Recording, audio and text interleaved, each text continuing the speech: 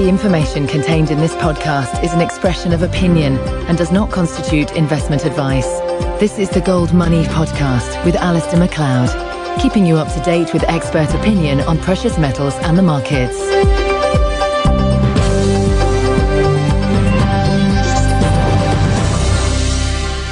Hello, this is Alistair MacLeod on behalf of Gold Money, and this is a three-way podcast. With me today, I have in the very, very far west, Ron Herrer of Herrer Research, who is in Seattle. And somewhere in between us, I have Jason Burrick of Wall Street for Main Street. And the topic of conversation which we want to address is deflation, inflation. What is inflation? How does it work? And therefore, what are the dangers ahead of us? And what are the likely outcomes? So anyway, welcome, gentlemen. It's very, very nice to speak to you both. Good morning. Good morning. Yeah, good morning, Alistair. I think if I could start with you, Ron, can you make any sort of case for deflation, and how are you going to define deflation in that case? Oh, absolutely. Well, yes, in terms of definitions, I think that the main definitions that we're concerned about have to do with the supply of money, and they have to do with credit, which in our modern context is essentially the same thing. Debt expansion implies an increase in the money supply generally.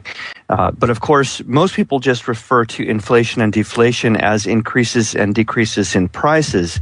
And I think for the purpose of this discussion, while we may talk about price increases, we generally are talking about the money supply itself, because of course price increases follow from changes in the amount of money that's in the economy. Now, in terms of deflation, I think that there's a fairly compelling case for deflation, because we had a huge bubble in real estate, not just in the United States, but also in Europe, to some extent in Canada. And that represents a massive credit expansion. And as Ludwig von Mises said, there is no means of basically prolonging that credit expansion, and it would lead ultimately to a collapse of the credit bubble or to a collapse of the currency. And that is what we're facing, is this sort of deflationary force because of this massive credit expansion. And we see the same phenomenon in terms of government debt, and that's after the financial crisis of 2008, which was substantially caused by this real estate bubble. We saw a massive increase in government debt. And so you have debt all over the place, and you see the same thing in the U.S. consumer or household debt, and that debt is unsustainable. In other words, there isn't economic growth to service that debt. When it comes to the government debt, there is no combination, at least for the United States and for some of the European peripheral countries, there's no combination of tax increases or economic growth that ever will retire that debt. So that is the case for deflation. In other words, this massive bubble has to unwind somehow. It has to be deflated.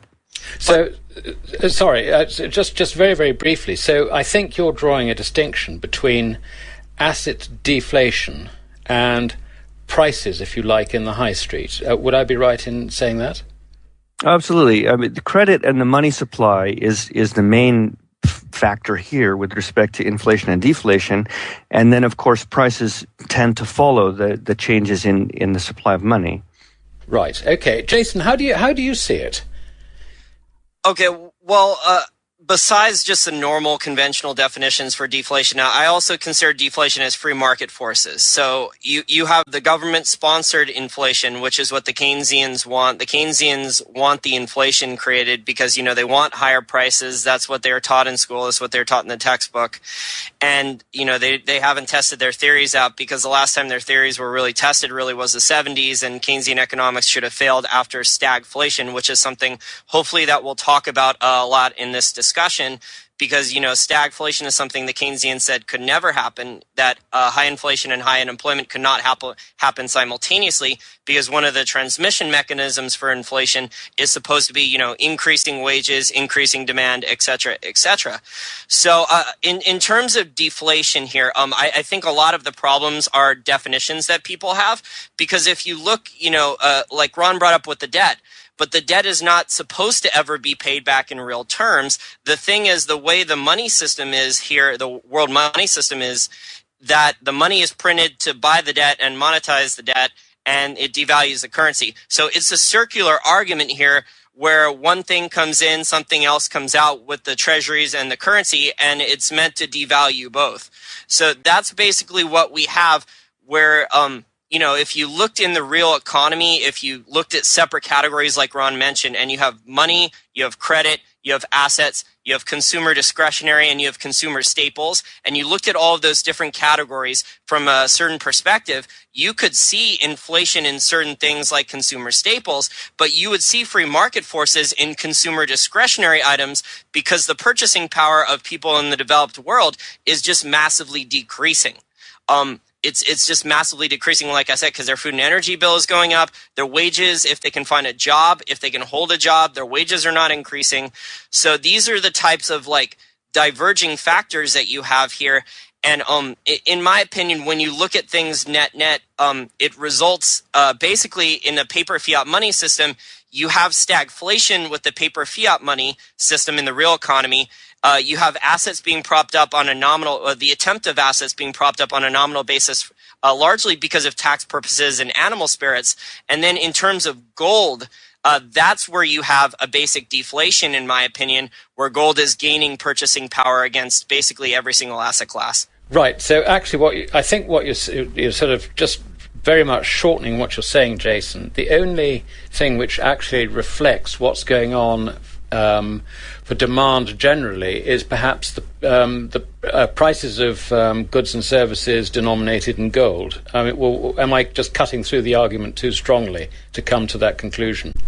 Well, gold is the truth. Gold is the truth there. It's not the lies. I mean, the lies with the statistics, with the government statistics for the CPI and the unemployment rates and the GDP and all those other things. But gold is the really true barometer. I mean, we could talk about how much gold is manipulated here, but gold is still, it's holding up very, very well. When people said it should have corrected even more violently. And ultimately, there are going to be a lot of firms that fail. I mean, the Fed's not going to be able to save every Applebee's here in the United States. I mean, there's going to be a lot of restaurants where consumer discretionary income and the shopping malls, the firms are not going to be able to cut back and run themselves as efficiently. I mean, look at Hostess. Like, you had a problem where labor and management were both rating the company. The revenues and the earnings were not very good, and management was paying themselves a higher salary. The union wanted a higher salary too. I mean, this was a dual problem here, and the Hostess is not the exception. There's going to be a lot of firms like Hostess. You're seeing a lot of discounting here from Black Friday for the U.S. consumer, where people, if they have a job, are barely spending, and the only spending that's really occurring is because the retailer is discounting everything so drastically, including the restaurants. I think we're wandering slightly towards what the economy is doing rather than what money is doing. I know the two things are bound up, but I think there is a very sharp distinction between what's been happening in the economy. When I look at the level of unemployment in America and indeed elsewhere in the world, all I see is the signs of a depression, if you like, in the sense that instead of economic progress, we have economic regression. I think the money side is a slightly different thing insofar as fiat money as a means of measuring what's going on in the economy is actually a very, very bad indicator. It's changing all the time. The amount of credit and hard money in the economy is so variable from one moment to another that you cannot make comparisons. And this, I think, complicates the whole thing. But if I can pick up on one thing that you were touching on, Jason, there's sort of the Keynesian view and how they don't understand stagflation and so on. In my opinion, this comes from a poor understanding of price formation.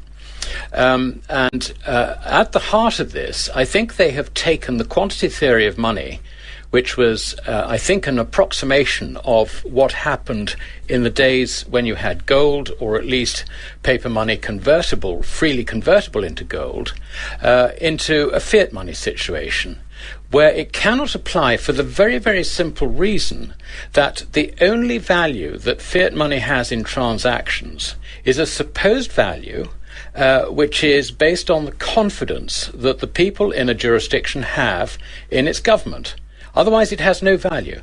So what I'm suggesting to you, gentlemen, is that the value of your dollar, our pounds or whatever, can actually change very, very radically without any monetary relationships whatsoever. And as evidence of this, I would cite what happened in Iceland at the time of the banking crisis. What happened to the krona? It fell 70% over the period of 2 days. Now, that's not a monetary relationship, that's a confidence relationship. And surely that is at the root of all our paper currency problems, that it is entirely based on confidence. Would you agree there's merit in that argument, or do you take violent exception to it? Well, I would say that while it is true that fiat money requires confidence in order to have value, that it is essentially has a subjective kind of value rather than an objective kind of value, because it isn't directly linked to any real tangible good that exists in the world. But at the same time, I think that the argument that would be made is that it's supply and demand, and that the supply of money and managing that supply of money has a vast influence over the economy. And that's exactly what is at the heart of the problem we see today, which is that Jason mentioned, for example, that there's this transmission mechanism, and what's happened is that we've seen a massive credit expansion, and then we've seen that expansion come to an end because essentially the capacity, the level of debt has exceeded the ability of the economy to sustain that debt. And it really goes back to the heart of the monetary system. So as long as, this idea of constant never-ending inflation, and that's okay, because of course you just always pay back debt in less valuable dollars, that is essentially the system that we have today. And that system will work fine as long as as long as the economy continues to grow. Think about it from the point of view of an individual business. If you can borrow money and expand that business and always pay back those debts with increased revenues, then you can continue to borrow and to expand indefinitely. But once the expansion stops, that debt then becomes essentially a millstone around the neck of that business and can even sink the business. And that's what's happened not just with individual businesses, but with the whole economy, especially in the United States, but also in Europe. And this has to do with the very nature of the monetary system, that it is a system that is inherently inflationary and that must expand. And we've reached a point where, since 1971, after about 40 years, we've reached a point where that expansion can no longer continue. And it has been a global expansion, especially from the point of view of U.S. companies, the global multinational companies. So, you have to look at the very nature of the monetary system and the fact that it's essentially has this idea of inflation and expansion built in, and that we've reached the end of that expansion. And so one might even argue that we've reached some terminal point in this pure fiat monetary system. Yeah, well, Jason, go on. I would add to Ron, what Ron is saying there is that the private sector is the one that realizes quickly, except for the banking sector, that it's not very smart for them to continue expanding at the pace that they were expanding at. There's certain specific examples where the management is going to overlever, and then you're going to have free market forces and the market's going to take the company to task. But the credit expansion that's still occurring is with the government sector. And that's because the government, believes in Keynesian economics. The government doesn't want to cut back on spending, even though it is the government sees a revenue problem. Okay, unfortunately, all these governments see revenue problems, but the problem is not revenues. I mean, the government is cannibalizing. A lot of these governments, especially in the developed world, are cannibalizing their private sectors just so that way the government can stay the same size and grow. So we're reaching the point here, and I don't know if you guys will agree, and I think Japan is going to really put this to the test probably first, is where the Japanese government has run massive budget deficits here for a long time. Now they're running trade deficits. Their citizen savings rates have been sucked up for the last couple decades. They haven't had much investing income. They've held cash, they've held JGBs.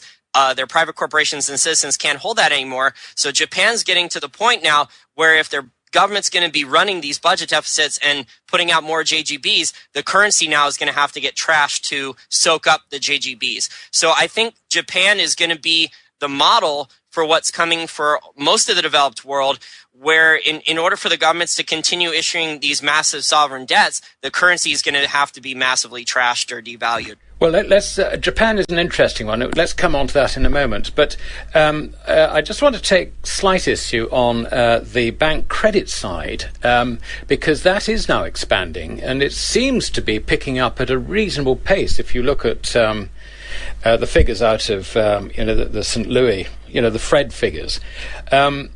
So that all this QE2, QE3 is now beginning to work through. But then there's a further problem on top of that, and that is the shadow banking system.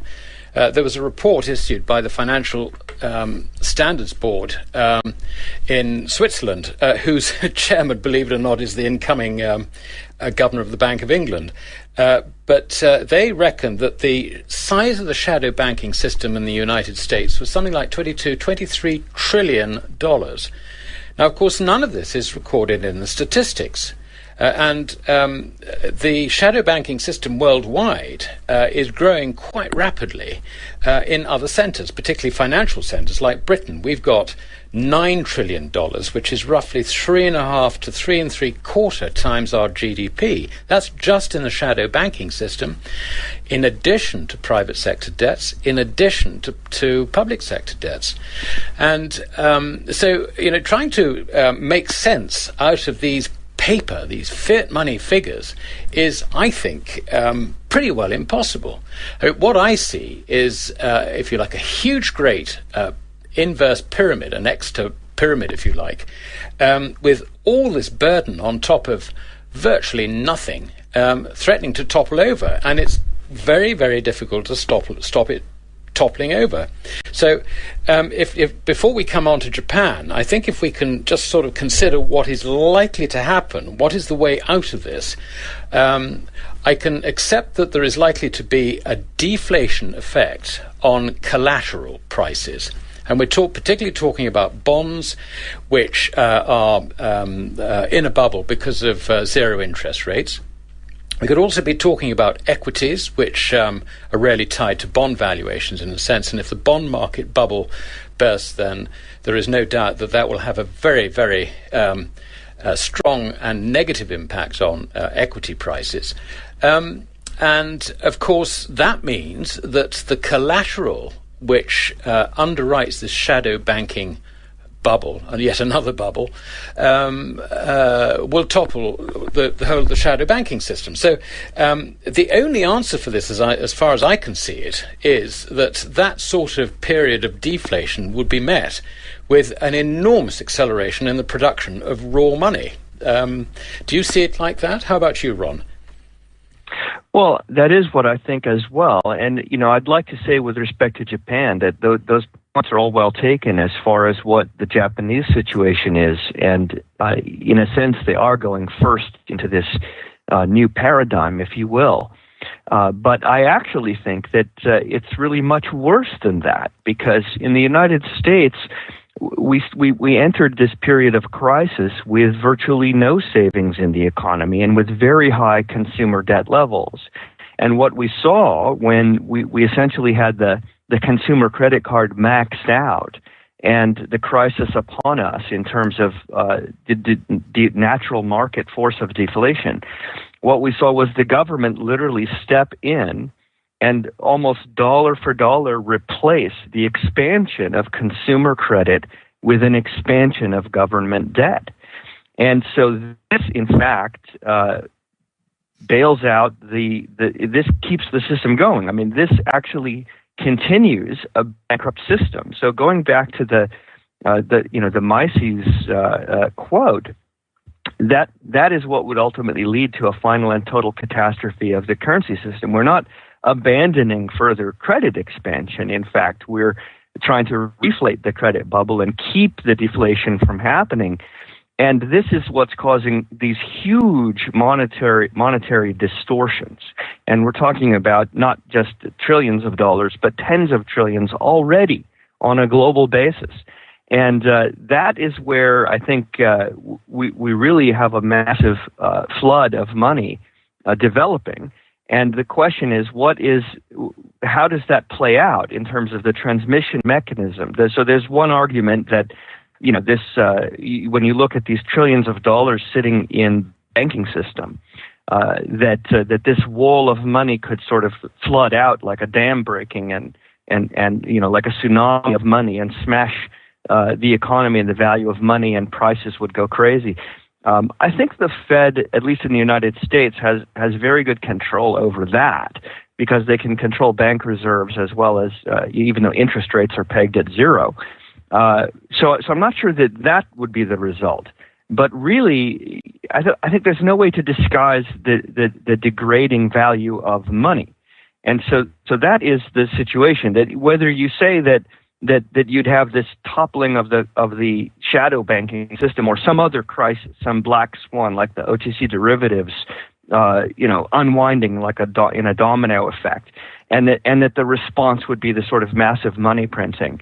That in a way that is kind of what's been happening. It's just happening in a relatively slow manner, and so it's unclear whether or not this inflation would take place very quickly, or if it will be a long, drawn-out process that essentially leaves the economy in a stagnant situation where you have this sort of cost push inflation from never-ending money printing. So global commodities just sort of creep up in price because, of course, there's still demand in the developing world, while at the same time, the erosion in the value of money essentially prevents the economy from growing. It destroys savings. It prevents capital formation. It deprives pensioners of interest income.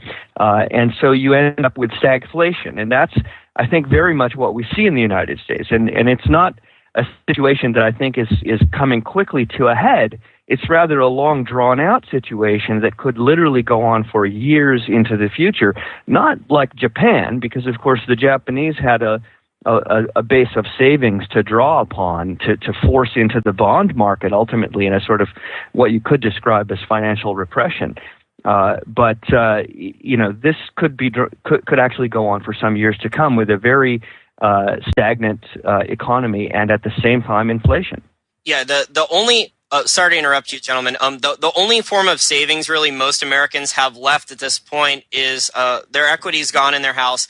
The only form of savings the government can go into at this point for financial repression here in the United States, which is what the central planners want here in the United States. They want a controlled amount of inflation. They want nominal GDP targeting. They basically want worsening stagflation. To a certain extent. I mean, they're going to lie about the nominal numbers, but the only pool of savings they can really tap into that's left is the 401ks, the IRAs. So that would be, in my opinion, where they're going to go next. If there's a bond market type event or they're worried about one here in the United States, they're going to go after, they're going to require as a matter of patriotism, then, they're going to say as a matter of patriotism that each American citizen then is going to have to forfeit, 10% or 15% of their savings in their 401k is going to have to be used to purchase and hold U.S. Treasuries or something along those lines to start with. That would be my best guess. That, Jason, is the road to serfdom, if I may say so. I think at last, from something that Ron was saying, I think I've got something I can disagree with on this, and that is the timescale for all this. I think Ron's argument is that we've got basically a stagflationary outlook on the prices of goods and services, which with financial repression could continue for some considerable time. I don't see that. And the reason I don't see it is partly because of things like the shadow banking system. You've got complete connectedness between America, Europe, Japan, UK, China, everywhere you like. And the problem is that if Europe falls over, and I think that is going to be the event for 2013, that brings about a huge, great banking crisis, a global banking crisis. It's as simple as that.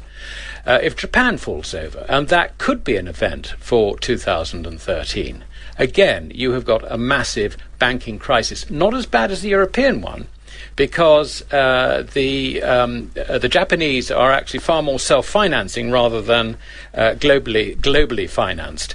But nonetheless, these are major events which will require a Lehman-type response from the central banks to try and keep the system afloat. So I can see that there would be a massive rescue operation in that event. Now, whether that is enough to topple the confidence in paper currencies completely or not, I don't know, but I suspect it could be the start of a major loss of confidence in paper currencies. Thoughts, gentlemen? Well, if I could add to your guys' points here, this system can continue, this worsening stagflation that Ron and I have discussed at length in the past for many hours and that we're talking about now. This thing can continue as long as the foreign creditors in the outside the United States, the countries that are on U.S. dollar pegs, let it continue. That it's just that simple. So when the foreign creditors say that, okay, we're taking off our dollar pegs or we're repegging at a different price and we're not going to import any more of the inflation that the Fed is exporting to us, because we're in massive currency wars right now. I mean, there's people on Wall Street that are saying we're not in them anymore. We are. Okay, so the Fed doesn't see what it's doing then as, inflationary, because the Fed can basically get the inflation exported because of all the currency wars and the dollar pegs, and all the other countries want to keep the jobs, and that's the trade-off. Is that the countries are willing to import the inflation the Fed creates on these base money, stimulus programs, the quantitative easings and stuff, in exchange for the jobs. So whenever the foreign creditors, the people who have all those dollars in their bank reserves, in their central bank reserves, decide enough is enough, then that's when this whole system can end, or one of the mechanisms for when the system would end. That would be a humongous velocity of money spike. The inflationary expectations ramp up. There's over, $9 trillion outside the United States. And that money then would start coming back to the United States and or other developing countries and looking to buy up assets. Right. So, yeah. I mean, to say exactly when it's going to happen is a best educated guess scenario. I mean, no one knows for sure. Well, nobody knows the future. Otherwise, the future would be less interesting for us. So, what do you think about these extraneous events, Ron? Do you think that is likely to derail your sort of long slide into stagflation and financial repression, or do you still see that as the most likely outcome? Right. Well, rather than going into a lengthy discussion of hyperinflation, let's stay with that theme. That will there be a black swan event, whether it's a collapse in OTC derivatives and a domino effect of financial firm failures, or another financial crisis, or perhaps a collapse of Japan. These things could happen in the Japanese bond market specifically. These things could happen, and of course that would in fact provoke, there's no doubt, a massive monetary response. The question is simply whether or not that massive monetary response is going to trigger inflation.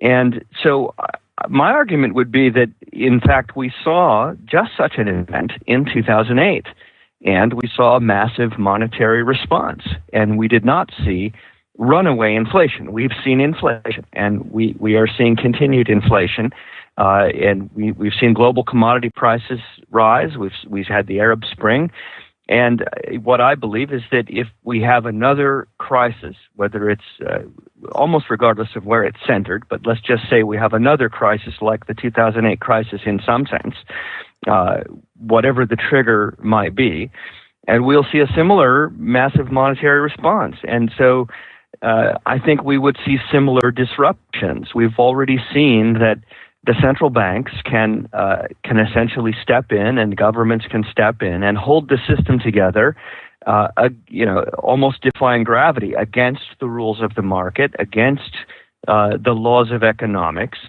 and that although there is a great cost, they can prolong that impossible situation for much longer than anyone would have thought before 2008. In fact, really, we're 4 years on from the crisis, and the natural outcomes still haven't occurred. And so I think that if there's another round of the crisis, so to speak, or a new dimension to the crisis, that too will be sort of propped up, and we will again limp along. But the point is that there is a cost to all of this. And the cost is what I'm saying is financial repression or stagflation. And that is a cost, because you have, you mentioned a depression earlier. That essentially is the kind of economic environment you're looking at, where there's no growth, there's no opportunity, there's no upward mobility, there's a lack of lending into the real economy. So you have just a terrible environment. And ultimately, I think the crisis, the ultimate crisis might come when the United States looks a lot more like Greece. But I rather think that's years away. Yes. What was going through my mind as you were talking about, the sort of, if you like, the likely initial effect on prices, is that I think really what you're describing is a change in preference for money amongst consumers. In other words, if you get sort of the black swan event, then the initial reaction is bound to be for people to try and encash their bonds, encash their equities and other investments, basically because they have a changing preference for money. They prefer money more tomorrow than they did, let us say, today. Now, that does have a very profound effect on prices. So I would agree with you. The initial effect of such a catastrophe, a black swan event, would be for an increased preference in money, which has the effect of increasing its purchasing power, particularly against the assets which are being sold in preference for that money. But what we're looking at, I think, is the level of confidence that then resides in money after that is washed through, because that's very much a first effect, I guess. Have you any thoughts on that, Jason? Well, there's so much inflation already in the global value chain, and that's when the U.S. prints money and the dollar pegs, and then the money is either speculated with by Wall Street in the capital markets, which is propping up asset prices too, by the way. And then that's what's prevented a stock market crash, because you have the revenues for a lot of these large firms, which has not increased. You have the profit margins, which is declining. You can only cut so much costs. And then you have the stocks, which are still going up. So that's really the only rational explanation, is all the money, it's going somewhere, it's not being held. But in terms of the real economy, there is just so much money globally, and this is because of the dollar peg. So when the Fed prints money, the money just leaks. So either it goes into the commodities markets first, is speculated in there, and then it starts creeping into the global value chain. And once the inflation is in the value chain, there might be a period of time, after QE2, the inflationary expectations of velocity may subside a little bit. Gas prices have dropped a little bit, post QE3, and it's the prices have dropped a little bit in terms of that, but there's still inflation in the value chain. A lot of firms out there are very scared. They're trying to do more with less.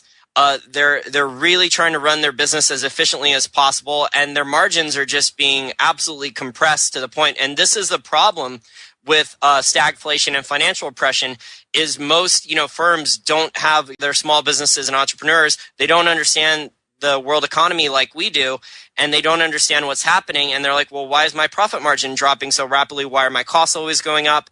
So this is what I deal with when I speak with entrepreneurs, and they're coming to a very tough reality here, that it's going to be a very tough growth environment, because entrepreneurs are just so optimistic. They want to grow their business. They see growth opportunities here. They're But in the United States, you have too many rules, too many regulations, too much red tape. You have Obamacare, which is going to hurt on the job growth creation side. And then you have the cost push and inflation, which is what Ron said here on the consumer staples and the other things. So it's a double whammy basically for the private sector. And then you have the government then, which is now basically cannibalizing a lot of the private sector too. So what you've described, Jason, I think we all suffer from. Now, what I'd like to suggest is that because Ron is closest to Japan, I'd be interested. Why don't you give us your thoughts on Japan? I will then impart my thoughts on Europe, and if we can ask Jason to wind up with his thoughts on precious metals. How does that sound? Would you like to start with Japan then, Ron? Well, sure. I mean, I think that Japan is a basket case. The economy is obviously in a shambles, and the government debt situation is absolutely untenable. I mean, the debt to GDP, I don't recall the exact number, but I think it's around 200 or 300%. It's really quite ridiculous, and so. In that type of situation, the question being, how will Japan be able to fund its government, having already cannibalized the savings of its population? And at the same time, demographics are very much against economic growth in Japan. You have an aging workforce, so that means an increased burden in terms of social welfare programs, so retirement essentially. And so that's a situation where it's hard to see where growth can come from. It's hard to see how the government can fund itself. And there is a massive quantity of JGBs, Japanese government bonds, and they are arguably overvalued. We've already seen two interventions to weaken the Japanese yen, which is interesting. Because the yen has strengthened after the Fukushima crisis and in the face of what one would imagine would be a massive deflationary collapse in the Japanese bond market. But in fact, rather the opposite's happened, that the yen has strengthened and central banks have had to intervene to weaken it. And I think that the main reason for that is that the dollar and the euro actually have simply are in a race to the bottom and are moving faster than the yen. I also think that the disaster in Japan caused a increase in demand for yen, perhaps because of domestic demand in Japan for the currency. And so from this point, you can only imagine the yen weakening. And you can only imagine Japanese bond yields creeping up, and it's hard to say whether or not the BOJ can really keep those bond yields down. But really, all the central banks are in the same type of situation, just in different stages of development. And there are some differences in the particulars, but in the United States, the demographics also are against the Fed. If I can just going back to Japan very briefly, do you think it's significant, or what is the significance of their trade surplus apparently turning into a trade deficit? Is this a bit like the beginning of the end? Maybe does it reflect the drawing down of savings by the elderly, not being matched by new savings being created by the young, or is this something we shouldn't worry about? No, I'm glad you brought that up. This is a crucial change, a sea change in the situation for Japan. And the only reason they've been able to do, and it's one of the key differences between Japan and the United States, the only reason they've been able to do what they have done is because of their exports. And in the absence of that export market, with the weakened European and United States economies, this is I don't really see how Japan can overcome that situation. So I'm also bearish on Japan. The outlook, I think, is really very negative. Yeah. If I could step in for a second about Japan, besides the Japanese corporations misallocating capital and resources, I mean, they've been buying up a lot of JGBs too. Their collectivist culture nature, their individual citizens, their corporations stepped in and did what they thought was right, and wasn't good for the individual, wasn't good for the economy in the long term, and they stepped in and bought the JGBs, like I said, and you're coming to watch this now with firms like Sony, which used to be the top electronics firm in the world, and these guys, like, they're still making some money, but their market cap has shrunk massively over the last decade. So there's other electronics firms that are doing much better, but the Japanese culture in general, I mean, they've condoned bad behavior. For lack of a better term, you have their citizens and their corporations who have condoned bad behavior, and now they're paying the price for it. I mean, they have stagflation now. I mean, we could debate about how much stagflation they have right now, but it's going to get worse as the central bank starts to massively monetize the debt. I mean, the currency is going to get trashed, in my opinion. Yeah. Okay. That's quite clear. Europe. Where do we start with Europe? I mean, I can't find any sort of chinks of nice light coming out of Europe at all, because Greece and Italy and Spain and Portugal and Ireland, they're all bust, completely bust. Even little Cyprus is bust, and France is coming up on the rails as being the worst basket case of the lot. France is very different. It's not collapsing as a result of a property bubble collapse or anything like that, which I think is a fair description of Ireland, Portugal, and Spain. They're facing collapse simply because they are very, very controlled as an economy. The state runs everything. The state officially amounts to 56% of the economy. I should think by the time you take in the businesses which are entirely dependent on the state, I would be surprised if there's less than 30% of free market left. And most of that's black market. It's all sort of, done on market stalls and those delightful towns and villages throughout the centre of France. They really are facing the most appalling slide in industrial production. They are discouraging any wealth whatsoever. The cost of employing anyone is at least twice, depending which business you're in, at least twice anyone's salary, and you can't sack anyone.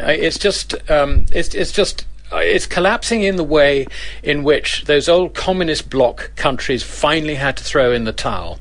And the only reason that interest rates are where they are is I think that money has been coming from Italy and Spain, from people frightened about leaving money in the Italian and Spanish banks, and they put them over the border into the French banks. And the French banks lend the money to the government, and that's why you've only got 2.1% yield on the 10% bonds. It is a crazy situation which will come to an end very, very soon. What brings it to an end, whether it collapses on its own or whether it collapses because other countries collapse before then, I don't know. I suspect other countries will collapse before France actually does, but France itself is a basket case. I've advocated in the past that the harder currencies should get out while they can, but I don't really see that happening because the politicians in Germany and the rest of Europe are just not prepared to consider anything other than just sticking together for the whole of the Eurozone to stick together. And here again, we've got the problem with the shadow banking system. The shadow banking system in Europe is about the same size as the shadow banking system in America. And all these banks and all this shadow banking exists on the basis of collateral, which is, in Europe, it's mostly government debt, which is just going round and round and round in circles, and all wildly overvalued. So my prediction basically is that the Eurozone will fall over in 2013, and I feel quite comfortable with that prediction. So unless you want to pursue the subject of Europe any further, I suggest that we ask Jason to wind up with his opinion on gold and silver. I would say one thing, Alistair, which is that everything you've said is correct, and what you're predicting as the logical outcome is absolutely what should happen. But I would point out, and this is part of my view on the United States as well, that what should happen is precisely what doesn't happen, because market forces are subverted, accounting rules are suspended. So, we're in a world of central planning that would never have been imagined just a decade ago. And so the question is, how long can this really farcical situation go on? And I mean farcical insofar as, look, if you look at the numbers, let's say, for Japan or for Greece, and then you consider what these bailout measures and other supposed solutions are. I mean, it's really just absurd. I mean, obviously the problem won't be solved by any of these measures, just in the same way that the United States is heading towards the so-called fiscal cliff, but that's really just another marker on the road to a situation where there's really no way to end the expansion of government debt without a vicious collapse in the economy in the United States. Not to preempt Jason's summation, but these things are farcical. In other words, they're just totally. I mean, the natural market outcome is simply disallowed. And when you have, for example, the United States, the mark-to-market rule suspended in 2009, never put back, you're just talking about this sort of world where it's sort of a free-for-all. There aren't really any rules here. So, I mean, I understand that your belief that market forces will have a logical, predictable effect, but I think it's easy to underestimate the effect of just sort of changing the rules. Yeah. Yes, I'm sorry if I can just respond to that. History tells me that you are right, Ron, that you should never underestimate the ability of governments to kick the can down the road one more time. But even taking that into account, I feel that we are very, very close to the end for Europe. It really physically cannot go on much further. You're getting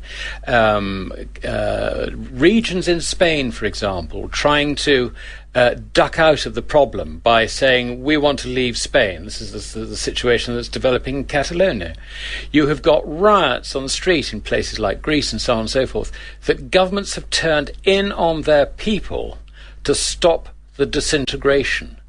The governments are destroying capital in the private sector at an ever-accelerating rate.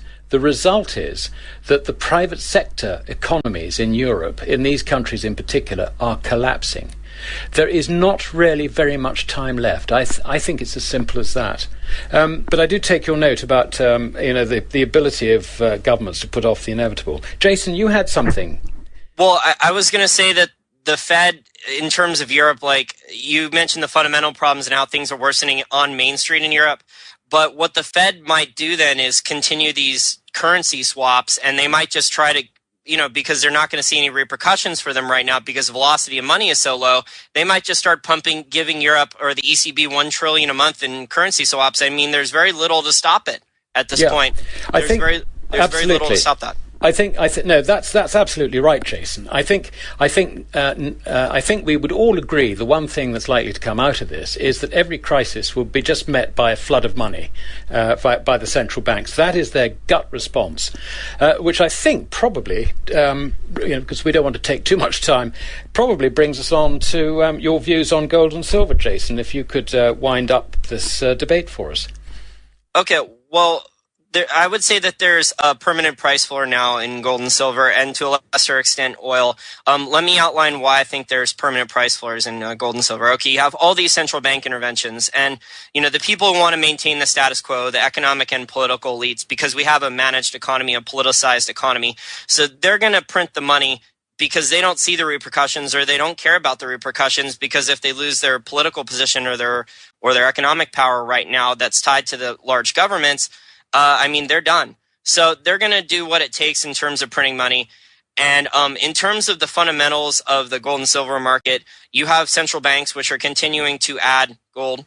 In terms of the individual citizens here in the United States, there's been a brief pause in the amount of gold. The gold sales have dropped a little bit. The silver sales have dropped a little bit. But central banks are still massively buying, net buyers of physical gold. And then you have Basel III. I think Basel III is a potential big-time game changer that the market is not pricing in right now. For your listeners out there, that's January 1st, I believe, of this new year coming up, where banks then can hold 100% good collateral then of their gold. So there's now the incentive in place for, instead of banks to short their gold or lease or swap it out or whatever now, there's going to be incentive now for the banks to start repairing their balance sheet, rebuilding collateral, and buying and holding physical gold. So I think these games then are going to be switched, because you're going to see more people want to go on the long side now, and hold physical gold because they're not going to trust their counterparties. I mean, a lot of the stuff you just mentioned with the banking system, with the governments, there's counterparty risk in these over-the-counter derivatives and these sovereign bonds because you're not going to get paid back in real terms. So, I mean, this all roads, inflation or deflation, in my opinion, this is going to lead to gold. No matter what your definition is, I think gold's the main winner. Yep, I think I think that's a very, very fair point. Jason, do you have any view on some of the scandals that seem to be emerging amongst the central banks? I mean, the Bundesbank doesn't seem to know where its gold is. It sort of thinks it's somewhere in New York, but it hasn't looked at it for a long time. We find that the Austrians, who I know have only got about 200 or 300 tons of gold, have been leasing it out and have been proud of the $300 million income they've got from leasing, but again, haven't really got a clue where it is, other than somewhere in London. Do you have any view on that? Do you think that there are going to be more stories like that coming out of the woodwork?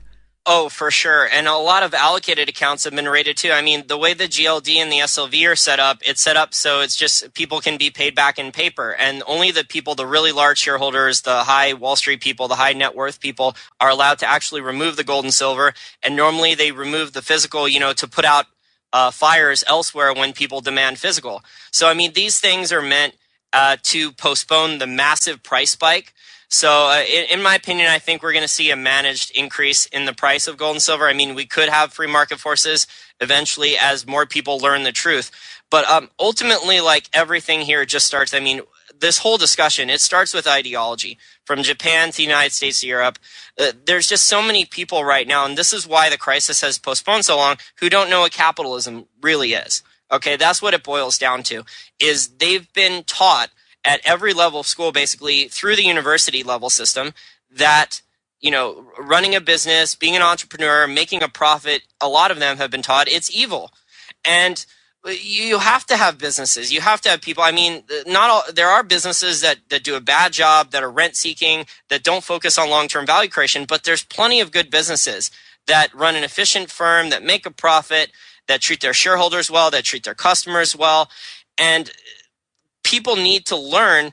This starts with the ideology problem, is that, people, when things go bad or the economy's bad, they expect the government to do this and this and this. And there's just a lack of personal responsibility now. And it's just because people don't understand capitalism and personal responsibility anymore on a global scale, in my opinion. Yeah. Well, I would like to... Yes, quick opinion on gold, Ron, please.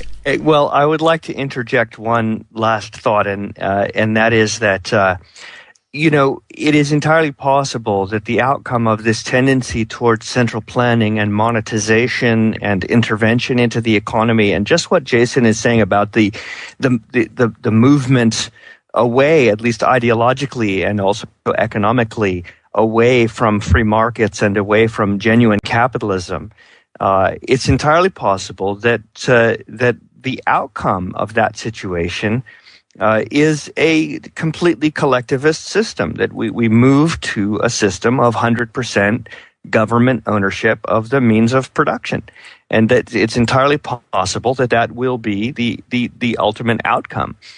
Now, as far as the metals are concerned, I think that certainly the price of gold will continue to rise because of not just central bank buying, but demand in the emerging markets, and especially in India and China.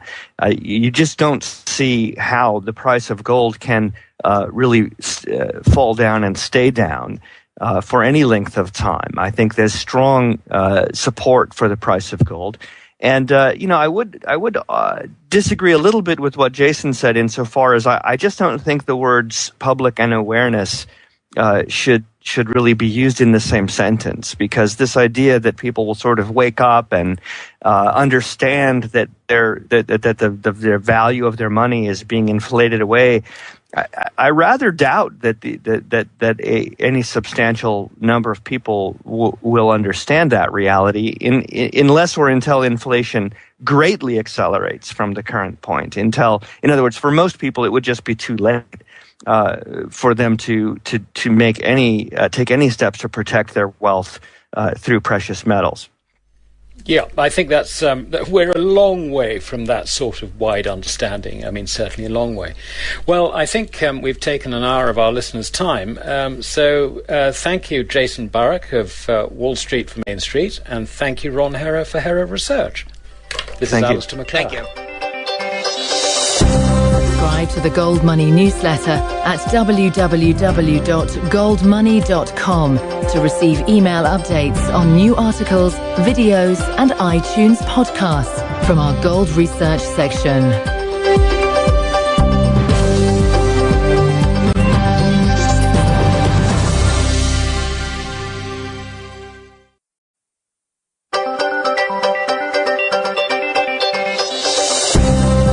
The information contained in this podcast is an expression of opinion and does not constitute investment advice.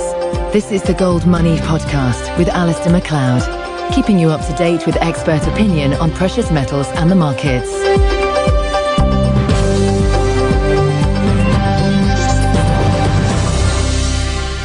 Hello, this is Alistair MacLeod on behalf of Gold Money, and this is a three-way podcast. With me today, I have in the very, very far west, Ron Herrer of Herrer Research, who is in Seattle. And somewhere in between us, I have Jason Burrock of Wall Street for Main Street. And the topic of conversation which we want to address is deflation, inflation. What is inflation? How does it work? And therefore, what are the dangers ahead of us? And what are the likely outcomes? So anyway, welcome, gentlemen. It's very, very nice to speak to you both. Good morning. Good morning. Yeah, good morning, Alistair. I think if I could start with you, Ron, can you make any sort of case for deflation, and how are you going to define deflation in that case? Oh, absolutely. Well, yes, in terms of definitions, I think that the main definitions that we're concerned about have to do with the supply of money, and they have to do with credit, which in our modern context is essentially the same thing. Debt expansion implies an increase in the money supply generally. But of course, most people just refer to inflation and deflation as increases and decreases in prices. And I think for the purpose of this discussion, while we may talk about price increases, we generally are talking about the money supply itself, because of course price increases follow from changes in the amount of money that's in the news, and the earnings were not very good, and management was paying themselves a higher salary. The union wanted a higher salary too. I mean, this was a dual problem here, and the Hostess is not the exception. There's going to be a lot of firms like Hostess. You're seeing a lot of discounting here from Black Friday for the U.S. consumer, where people, like, if they have a job, are barely spending, and the only spending that's really occurring is because the retailer is discounting everything so drastically, and including the restaurants. I think we're wandering slightly towards what the economy is doing rather than what money is doing. I know the two things are bound up, but I think there is a very sharp distinction between what's been happening in the economy. When I look at the level of unemployment in America and indeed elsewhere in the world, all I see is the signs of a depression, if you like, in the sense that instead of economic progress, we have economic regression. I think the money side is a slightly different thing insofar as fiat money as a means of measuring what's going on in the economy is actually a very, very bad indicator. It's changing all the time. The amount of credit and hard money in the economy is so variable from one moment to another that you cannot make comparisons. And this, I think, complicates the whole thing. But if I can pick up on one thing that you were touching on, Jason, there's sort of the Keynesian view and how they don't understand stagflation and so on. In my opinion, this comes from a poor understanding of price formation. And at the heart of this, I think they have taken the quantity theory of money, which was, I think, an approximation of what happened in the days when you had gold, or at least paper money economy. Now, in terms of deflation, I think that there's a fairly compelling case for deflation, because we had a huge bubble in real estate, not just in the United States, but also in Europe, to some extent in Canada. And that represents a massive credit expansion. And as Ludwig von Mises said, there is no means of basically prolonging that credit expansion, and it would lead ultimately to a collapse of the credit bubble or to a collapse of the currency. And that is what we're facing, is this sort of deflationary force because of this massive credit expansion. And we see the same phenomenon in terms of government debt, and that's after the financial crisis of 2008, which was substantially caused by this real estate bubble. We saw a massive increase in government debt. And so you have debt all over the place, and you see the same thing in the U.S. consumer or household debt. And that debt is unsustainable. In other words, there isn't economic growth to service that debt. When it comes to the government debt, there is no combination, at least for the United States and for some of the European peripheral countries, there's no combination of tax increases or economic growth that ever will retire that debt. So that is the case for deflation. In other words, this massive bubble has to unwind somehow. It has to be deflated. So, sorry, just very, very briefly. So I think you're drawing a distinction between asset deflation and prices, if you like, in the high street. Would I be right in saying that? Absolutely. I mean, the credit and the money supply is the main factor here with respect to inflation and deflation. And then, of course, prices increasing.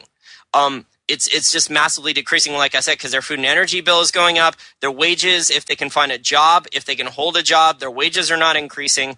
So these are the types of like diverging factors that you have here. And in my opinion, when you look at things net, it results basically in a paper fiat money system. You have stagflation with the paper fiat money system in the real economy. You have assets being propped up on a nominal, the attempt of assets being propped up on a nominal basis, largely because of tax purposes and animal spirits. And then in terms of gold, that's where you have a basic deflation, in my opinion, where gold is gaining purchasing power against basically every single asset class. Right. So actually, I think what you're sort of just very much shortening what you're saying, Jason. The only thing which actually reflects what's going on for demand generally is perhaps the prices of goods and services denominated in gold. I mean, well, am I just cutting through the argument too strongly to come to that conclusion? Well, gold is the truth. Gold is the truth there. It's not the lies. I mean, the lies with the statistics, with the government statistics for the CPI and the unemployment rates and the GDP and all those other things. But gold is the really true barometer. I mean, we could talk about how much gold is manipulated here, but gold is still, it's holding up very, very well. When people said it should have corrected even more violently. And ultimately, there are going to be a lot of firms that fail. I mean, the Fed's not going to be able to save every Applebee's here in the United States. I mean, there's going to be a lot of restaurants where consumer discretionary income and the shopping malls, the firms are not going to be able to cut back and run themselves as efficiently. I mean, look at Hostess. Like, you had a problem where labor and management were both like raiding the company. The revenue tend to follow the changes in the supply of money. Right. Okay, Jason, how do you see it? Okay.